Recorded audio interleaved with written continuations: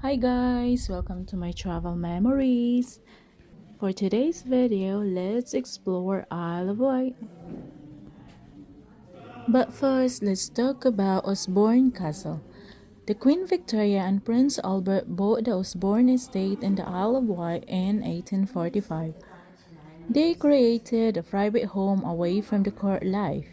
Victoria used Osborne for over 50 years, entertaining foreign royalty and visiting ministers, finding solace there after Albert's death in 1861. Today, many of the rooms are still filled with original furniture and works of art, while the planting in the grounds is the Albert designs. But before Victoria and Albert, little is known of the early history of the Osborne site. In 1705, the estate came into the hands of Blatchford family. From 1774 to 1781, Robert Pope Blatchford extended and adapted an existing house into a three-story residence with a walled kitchen garden and a brick stable block. The substantial stone foundation of the stable block may relate to an earlier building. A seaside retreat. In 1843, Queen Victoria and Prince Albert were looking for a seaside retreat for their growing family to escape the pressure of London and Windsor.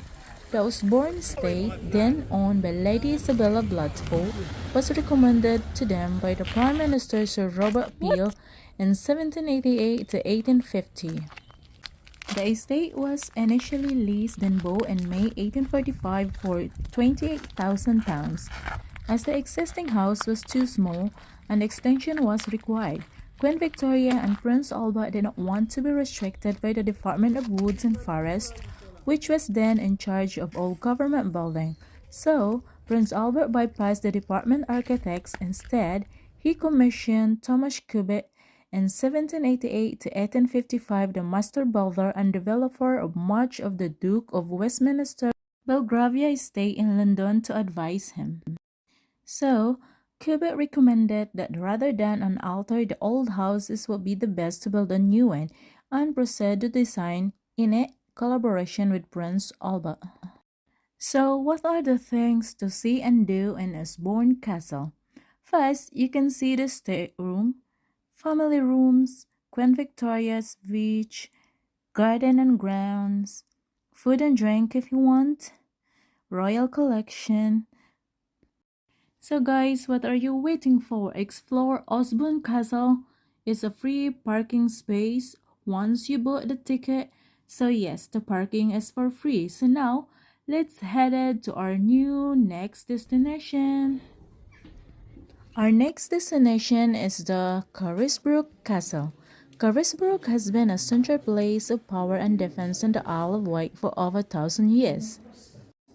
During that time, it has been a Saxon fortress and a castle of a Norman conquest, much rekindled during the Middle Ages and under Elizabeth I. Most famously, Charles I was held prisoner here during the Civil War. Shortly before his execution, since then, Carisbrooke Castle has remained a symbolic center for the island, not least as the residence of its governor. On the early history, Roman occupation in the area around Carisbrooke has been suggested but never proved. The earliest certain use were for a pagan Anglo-Saxon cemetery of the 6th century. 3 graves were discovered during the excavation. In about 1000, this prominent hilltop dominating the center of the island became the site of the rectangular fortification formed of an earthen bank, later faced with a stone wall and containing large Templar building that was probably an Anglo-Saxon brow or fortress fortified settlement built to provide a refuge against the Viking raid. The Norman castle. Shortly after the Norman conquest, the brow was converted into castle to secure the island for the Norman invaders. A defender enclosure was formed in the corner of the Saxon brow by digging deep ditches within. After Henry's death, Baldwin supported his daughter Matilda in her claim to the throne when the king's nephew Stephen took it for himself, resulting in civil war. By this time, the castle had stone walls on its back, but its internal layout is uncertain.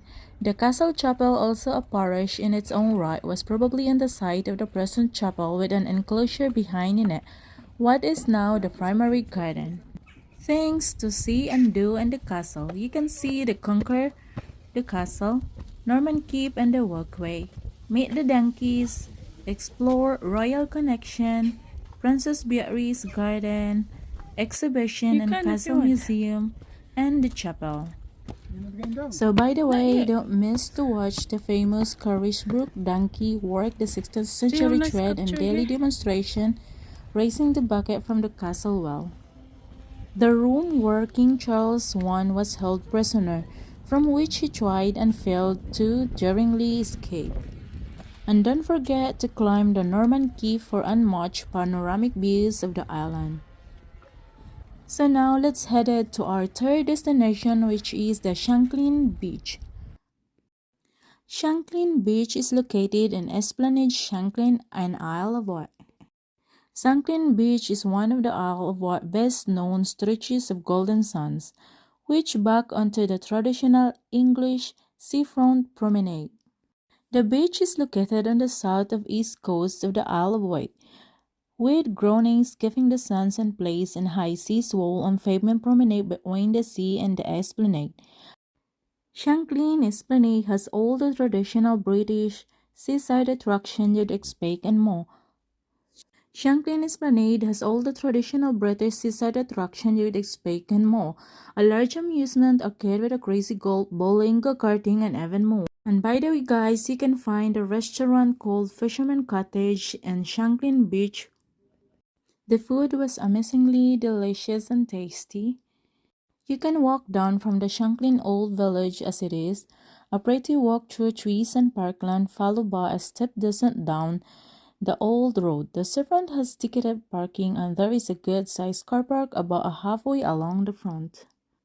So let's head to our fourth destination, explore the extraordinary. We're heading to the Needles, but before that we're passing by the Compton Bay.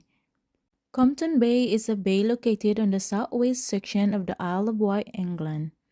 Its northwestern edges is defined by the distinctive white chalk cliff of Freshwater Cliff named after adjacent Freshwater Bay. So now let's go to the Needles. Welcome to the world-famous Needles landmark attraction, one of the Isle of Wight's most iconic sites and unique part of Britain. By the way, when you visit the Needles, there's a lot more things to do. The Needles offer a range of attraction and rides for all ages. For example, the famous one is the iconic chairlift. The iconic chairlift in the Needles is the best way to see the Isle of Wight's most famous landmark. Start your day with a delightful trip from the top of the Alum Bay Cliffs down to the beach below, and experience the spectacular view of the picturesque Needles Wreck and Lighthouse, as well as the multicolored sand cliffs of Alum Bay and the stunning Turkish water beyond.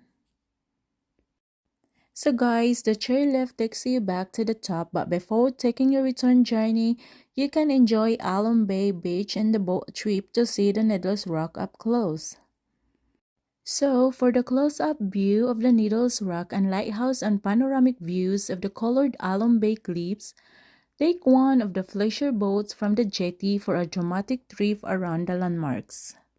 You can choose between a 20-minute slow cruise to take the stunning scenery and the leisurely pace, or opt for a 15-minute fast trip and the high-speed rib.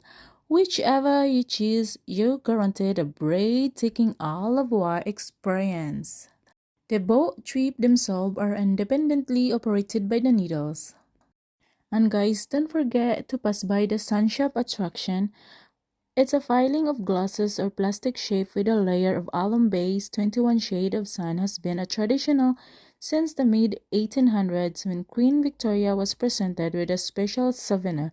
In order to protect the cliff for future generations, guests are no longer able to collect their own sun, but can still create their own unique sun ornaments in the Sun Shop. Choose from a variety of shapes to fill yourself or buy ready-filled item with handicraft design created by the very own sun expert.